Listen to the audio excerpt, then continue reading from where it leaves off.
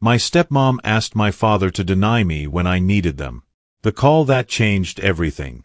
The hospital corridor smelled of antiseptic and fear. Jordan Miles sat on a cold metal bench, his hands trembling as he stared at the phone in his palm. The doctor's words still echoed in his mind. You need surgery within the next 2 weeks. If you delay, it could become life-threatening. Jordan swallowed hard. At 21, he had already learned how cruel life could be. His mother had died when he was 12. His father had remarried 2 years later. Since then, home had never felt like home again. He hesitated before dialing the number. His father. The phone rang. Once. Twice. Then his father's voice came through. Jordan.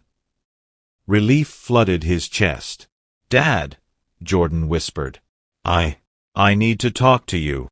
What's wrong? His father asked. Jordan took a deep breath. I'm in the hospital. There was silence. Then another voice appeared on the line. His stepmother's voice. Sharp, cold. Hospital, she said. For what this time? Jordan clenched his jaw. I need surgery. I don't have the money. I thought maybe. Before he could finish, he heard his father's voice again, but it sounded different. Distant. Controlled. Jordan, his father said slowly, I'm busy right now. I'll call you later. The line went dead. Jordan stared at the phone. His heart sank. He didn't know it yet, but that moment would change his life forever. Across town, in a beautiful suburban house, Daniel Miles stood in the living room with his phone still in his hand. His wife, Veronica Miles, stood beside him. Her arms were folded. Her eyes were cold. You're not sending him money, she said firmly. Daniel frowned. He's my son. Veronica stepped closer. And I am your wife, she replied. Jordan is always coming with problems. Hospital today, school fees tomorrow, rent next month. When will it end? Daniel looked conflicted. He lost his mother, he said quietly. Veronica scoffed. And so what? Does that mean you should destroy our family for him? Daniel looked away. Veronica's voice softened, but her words were poison. If you keep helping him, he will never learn responsibility. Sometimes, the best way to help someone is to let them suffer. Daniel swallowed hard. Just tell him you can't help, Veronica continued. Deny him this time. He'll learn. Daniel hesitated. Then slowly. He nodded. At that moment, Jordan lost more than money. He lost his father. The rain started falling that night. Jordan walked out of the hospital with a small plastic bag in his hand. Inside it were his test results and medical reports. He had nowhere to go. His roommate had moved out. His landlord was threatening eviction. His job at the grocery store barely paid enough for food. He dialed his father's number again. No answer. He tried again. Voicemail. Jordan laughed bitterly. So this is how it ends, he whispered. He walked through the streets, rain soaking his clothes, his shoes splashing through puddles. People passed him. Cars drove by. Nobody noticed him. He stopped under a streetlight and looked up at the sky. Mom, he murmured, if you were alive, would this have happened? His voice cracked. For the first time in his life, Jordan cried like a child. That night, Jordan slept on a bench at a bus stop. The cold bit into his skin. But something else burned inside him. Not pain. Not sadness. Anger. The next morning, he woke up with a new expression in his eyes. Determination. If my own father can deny me, he said to himself, then I will build a life so strong that I will never need them again. He stood up, wiped his face, and walked forward. He didn't know how. He didn't know when. But he knew one thing. One day, they would regret this. 2 weeks later, Jordan collapsed at work. His manager rushed him to a clinic. There, he met someone who would change his destiny. A middle-aged man with kind eyes. Mr. Raymond Carter. After listening to Jordan's story, Raymond said something unexpected. "You remind me of myself," he said quietly. "I was abandoned too." Jordan looked at him in shock. Raymond smiled slightly. "I run a small tech company," he continued. "I can't solve all your problems, but I can give you a chance." Jordan's hands trembled. "A chance for what?" he asked. Raymond looked straight into his eyes. "To change your life." Jordan stared at Mr. Raymond Carter as if he had misheard him. "A chance," Jordan repeated softly. Raymond nodded. "Yes. Not pity. Not charity. A chance." Jordan's throat tightened. Nobody had ever offered him that before. They sat in the quiet office of the clinic while nurses moved in and out. The smell of antiseptic filled the air. Raymond leaned forward. "I grew up in foster homes. I slept on benches. I was denied by people who should have loved me. But someone once helped me, and I never forgot it." Jordan looked down at his hands. "They helped me without knowing me," he said bitterly. "But my own father couldn't." Raymond sighed. "Sometimes strangers show more love than blood." Those words pierced Jordan's heart. Raymond pulled out his card and placed it on the table. "Come to my office tomorrow," he said. "If you're serious about changing your life, I'll help you get a job. I'll also connect you with a foundation that can assist with your medical bills." Jordan's eyes widened. "Why are you doing this?" he asked. Raymond smiled faintly. "Because I see something in you," he replied. "And because the world doesn't need another broken young man. It needs another strong one." That night, Jordan didn't sleep. He kept staring at the card in his hand. For the first time in weeks, he felt hope. Raymond's company was nothing like Jordan expected. Glass walls, modern computers, young professionals moving around with confidence. Jordan felt small as he walked in. A receptionist smiled. "Can I help you?"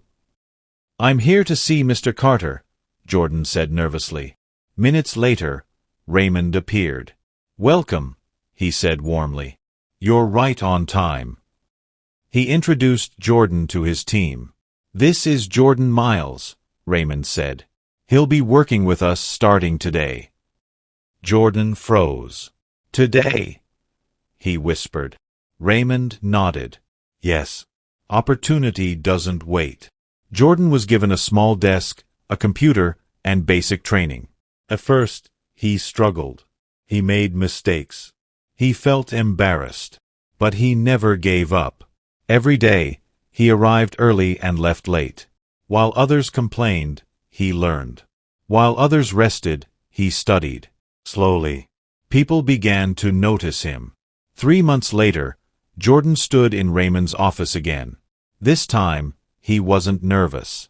Raymond smiled proudly. "You did well on the project," he said. Jordan nodded modestly. "I just did my best." Raymond slid a document across the table. Jordan opened it. His eyes widened. A salary increase. A bonus. Jordan felt dizzy. I don't understand," he said. Raymond leaned back. "You earned it," he replied. "Talent plus hard work always wins." Jordan walked out of the office with shaking hands. Outside, he looked at the sky. "Mom," he whispered, "I'm not giving up anymore." That evening, he paid part of his medical bills. For the first time, he felt like a man, not a burden. Across town, Veronica Miles sat in her luxurious living room scrolling through social media. Her daughter, Tiffany, sat beside her. "Mom," Tiffany said, "do you remember Jordan?" Veronica frowned. "Why are you talking about him?" Tiffany held up her phone. "I saw him online," she said. "He works at some tech company now." Veronica's expression changed. "Really?" she asked. Daniel Miles walked in at that moment. "What are you talking about?" he asked. Tiffany showed him the phone. Daniel stared at the picture. Jordan was smiling. He looked confident. different. Something stirred in Daniel's chest. Regret. That night, Daniel sat alone in his study. Veronica entered. "You're thinking about him again," she said calmly. Daniel didn't respond. Veronica walked closer. "I told you," she said softly, "if you keep worrying about Jordan, you'll destroy our peace." Daniel looked at her. "He's still my son," he said quietly. Veronica sighed. "You chose your family," she replied, "and that was the right decision." Daniel wasn't sure anymore. 6 months later, Jordan finally had his surgery. Raymond helped him. The foundation supported him. When Jordan woke up in the hospital, he felt tears in his eyes. Not because of pain, but because he wasn't alone. Raymond sat beside his bed. "You made it," Raymond said. Jordan smiled weakly. "Thank you," he whispered. Raymond shook his head. "No," he said. "Thank yourself.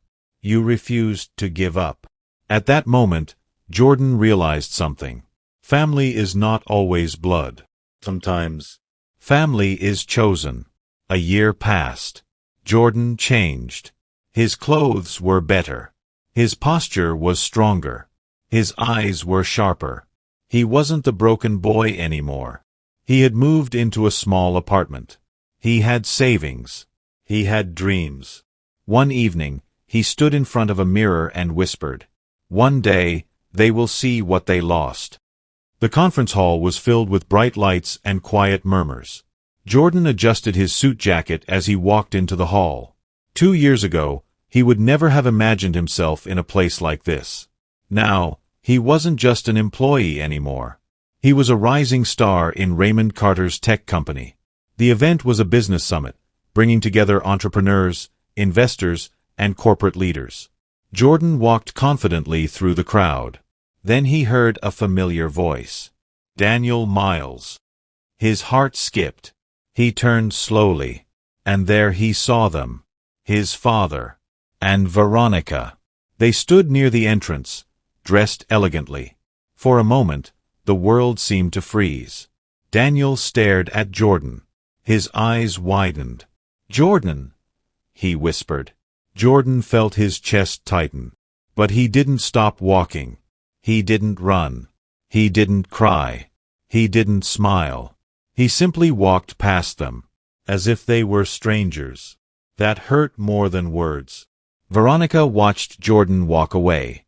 Her fingers tightened around her purse. "Is that him?" she asked quietly. Daniel nodded. "Yes," he said softly. Veronica swallowed. Jordan looked different. Confident. Strong. Unreachable. "He looks successful," Tiffany whispered. Veronica forced a smile. "Looks can be deceiving," she said. But deep inside, she felt something she hadn't felt in years. Fear. Later that night, Daniel stood alone near the balcony of the hall. Jordan was across the room, speaking with investors. Daniel watched him quietly. Every laugh Jordan made felt like a knife in his chest. He remembered the boy who used to run to him after school. The boy he had denied. Veronica walked up to him. "You shouldn't stare like that," she said. Daniel's voice trembled. "I abandoned him," he whispered. Veronica frowned. "You didn't abandon him," she replied. "You made a choice." Daniel closed his eyes. "But what if it was the wrong one?" he asked. Veronica had no answer. The next morning, Jordan sat in a cafe with Raymond. Raymond watched him carefully. "You saw them last night," he said. Jordan nodded. "And?" Raymond asked. Jordan stared into his coffee. "I felt nothing," he said quietly. Raymond sighed. "Sometimes feeling nothing is worse than feeling pain," he said. Jordan didn't respond. Deep inside, he felt something. But he refused to name it. That evening, Daniel returned home silent. Veronica sensed it immediately. "You're still thinking about him," she said sharply.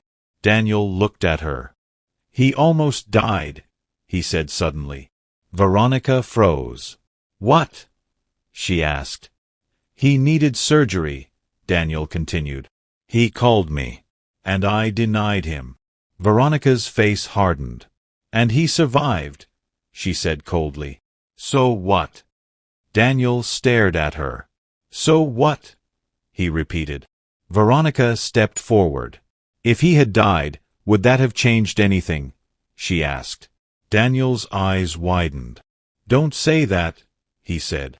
Veronica shrugged. You're being emotional, she said. We have our own family to protect. Daniel felt something break inside him. For the first time, he began to see Veronica differently. 2 weeks later, Jordan received an email. It was from Daniel, his father. Subject: Let's talk. Jordan stared at the screen for a long time. He didn't reply. Raymond noticed his mood. You don't have to answer, Raymond said. Jordan nodded. But one day, Raymond continued, you may want closure, not revenge. Jordan sighed. Closure doesn't change the past, he said. No, Raymond replied. But it can change the future. Jordan didn't respond. But that night, he couldn't sleep. 3 days later, Jordan stood in front of his apartment window. The city lights glowed below. He remembered his childhood, his mother's laughter, his father's hugs, his stepmother's cold eyes. He picked up his phone and typed a reply. We can meet. He pressed send. His heart raced. He didn't know whether he was ready, but he knew one thing. Some wounds must be faced, not avoided. Will Jordan finally forgive the father who denied him when he needed him most? Stay tuned. Subscribe, like, comment, share, and turn on your notification bell for the next episode.